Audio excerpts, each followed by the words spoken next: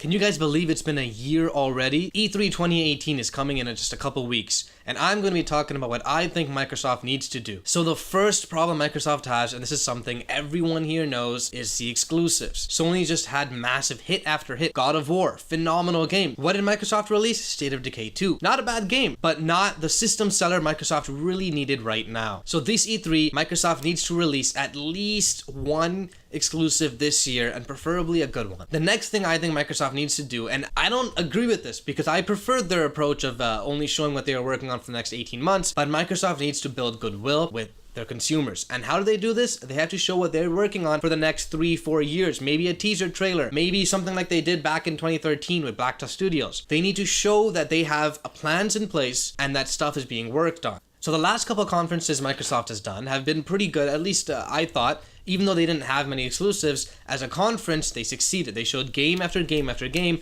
trailer after trailer after trailer. This is great. They need to keep this up this year too. Now, there have been rumors flying like crazy this year with Microsoft in terms of them buying out this studio, buying out that studio, or investing in this. And that's something they do need to do. They need to open and invest in more studios, especially considering that at this point, Microsoft looks like it might be just giving up on this generation and focusing on the next. If they are doing that, they need to hit the next generation off with a bang. And to do this, they need multiple games in development from multiple different studios. Now, if there's one thing almost everyone universally agrees on when it comes to Microsoft, is that Game Pass is a phenomenal service for the price. You get over 100 games, which was pretty good, but I was never really interested in because I already owned most of them. But you also get every single first-party Microsoft game released. This is massive, and Microsoft needs to push Game Pass more and more and more. Get some system hitters on there. Get all the previous exclusives on Game Pass. The Forza games, Forza Horizon games, Sunset Overdrive, Quantum Break, all of these should already be on Game Pass, and I expect to see something like this at E3 this year. Now, one thing I really hope Microsoft doesn't do is more of that timed exclusivity BS. It doesn't work, it leaves bad PR, and no one buys a console just because I can play this one game 6 months earlier than the competition. If anything, I would like them to go and put the money that they have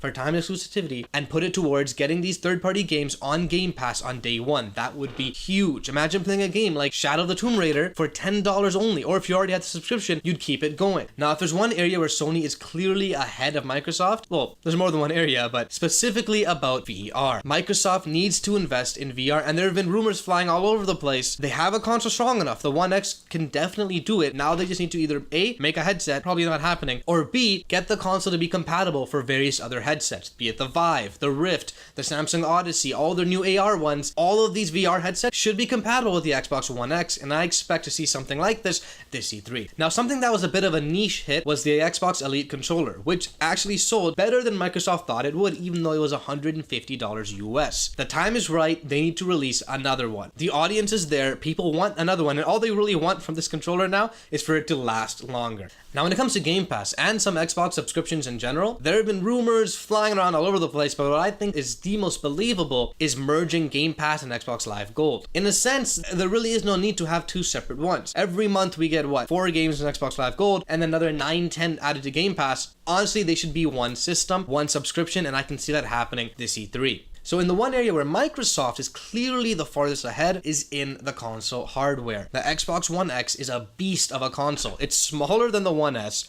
it's quieter than the One S and the PS4 Pro, and it's much more powerful. It runs multiple games in native 4K. This E3 is the time for Microsoft to show off the sheer power of this console. Show game after game looking absolutely phenomenal, and let people know that this game looks and runs and plays best only on Xbox One X. Now, one thing Microsoft has actually been fixing in the past couple years or so is that they've been having more of a Japanese presence on their conferences, and they need to up it up this time as well. Last year we had Dragon Ball Z on their stage. This year we need even more. Show me some JRPGs, maybe some new ones, maybe some old ones. If they showed and announced that Nier and Neo are coming to Xbox, that would be great news. If they showed and announced new JRPGs, something no one's seen coming, that would be the best news. Now, Microsoft has had a game cooking for years and years, and we all know it. We're all scared at this point. Is it going to release? First off, it is, by the way. Is it going to be good? That's the big question. And the answer is, it has to be good. There's no other choice. Crackdown 3 needs to release. And when it releases, it has to be a good, if not just good, it has to be a great game. Now, in terms of Crackdown 3, there have been rumors that it might be delayed again, which the only way that wouldn't be a big deal is if Microsoft shows us just enough that tells us, hey, you know what? This game is worth waiting for. Don't worry, it'll come when it's ready. And this E3 is the time for that. Show us the gameplay. Show us something different. Show us the multiplayer gameplay that you promised years ago. Show us buildings collapsing in real time without drops in FPS. Show us something amazing and we'll wait. Now, Sea of Thieves launched to a very mixed response. You have hundreds of thousands of people playing the game, enjoying it, and then you have millions more saying the game has no content, it's bare bones, and it shouldn't have been priced at $60, which I agree with. What Microsoft needs to do at this E3 is to show a massive Sea of Thieves info dump. Show me a timeline. Show me that they're releasing this update at this time. This update's adding this. Commit to some. Rare seems to have a problem that a lot of times they say, oh yeah, we're working on something, or we'll work on this, but they very rarely commit to one things or one futures. This is not the time for that. Commit to certain things. Show that Sea of Thieves is something you're going to keep playing for months and months, if not years. Now, in terms of the exclusives, Microsoft needs to branch out more. Even if Halo 6, let's say, is the best Halo game ever created, at the end of the day, it's still the 6th mainline installation in this game. In fact, it's the 7th, actually. That's a lot. People get burned out. Give us some more room in between. And there have been rumors out there of both the Gears and a Halo spin-off game in the works, and that is the perfect way to do it. Give us a Gears horror game, or an XCOM style game. Give us a Halo RPG maybe. The lore is amazing. There's so much you can work with there.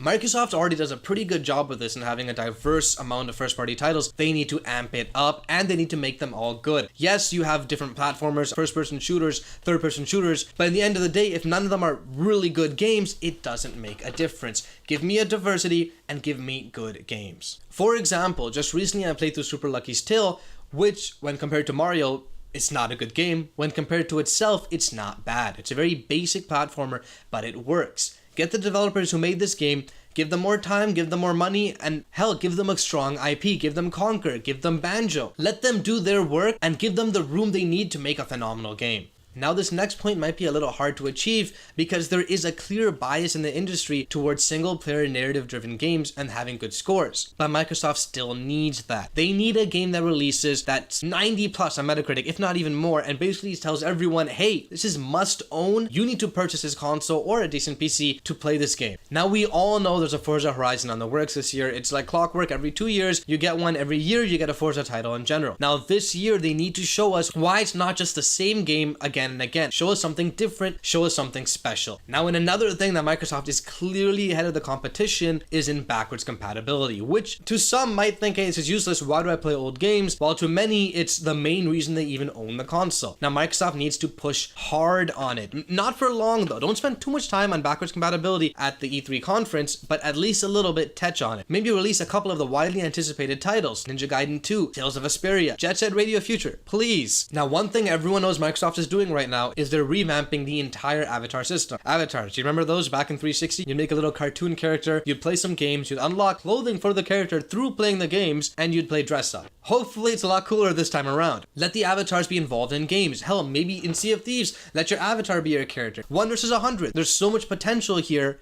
Do it right. Now, if you didn't know before, 343 Studios has a small team working on the Master Chief Collection, and they've said that they're going to keep that team working on it for the indefinite future. At this E3, it's almost guaranteed for the MTC to make an appearance, and when it does, it needs to blow us away, and they need to market the crap out of it. Let every single person play this game. Put it on Game Pass. Make it a Games of Gold for June. I don't care. Give it for free. Let people play the game the way it was meant to be played. Now, another really cool thing Microsoft could do is bring someone on the stage that you'd never expect to be there. Someone like Ken Levine to talk about a brand new game exclusive to the console. Someone that has the impact of, say, Hideo Kojima, which is never going to happen because there's no one that has that impact, but someone like that, bring him onto the stage, which leads me directly to my final point, have some surprises. It's E3 in 2018, there are leaks and rumors everywhere, and it sucks, and even if things leak, maybe leak stuff on purpose. Maybe throw some red herrings out. But at the end of the day, I want to walk away from the show surprised. Hopefully pleasantly surprised, but surprised nonetheless. So that's what I think Microsoft needs to, should, and what I want them to do at this E3 2018.